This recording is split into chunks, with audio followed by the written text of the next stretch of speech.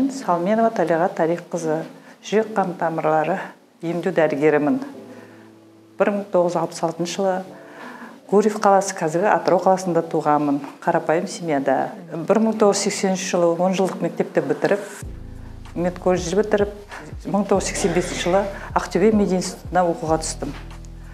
Оны оқып 1991 жылы бітіріп, қазіргі кардиоцентр бұрынғы Гурьев қаласының қалалық ауруханасының бірінші этажында жүрек қан тамырлары бөлімшесінде жұмыс жасадым. 2001 жылы семья жағдайына байланысты осы үшінші емханаға келіп жұмыс істей бастадым. Қазіргі уақытқа дейін осы жұмыста жасап жатырмын.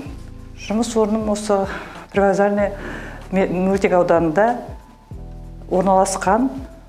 Халқымыз 55 мың халық бар.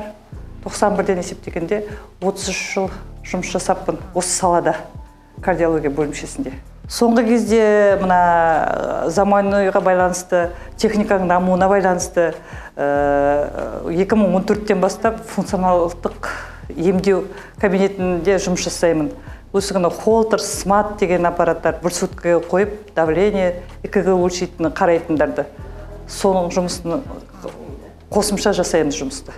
Жүрек қан тамырларының асқынуы көбейіп келе жатыр. Бұны біз қазір айтқанда кардиомиопатия деп айтамыз ғой.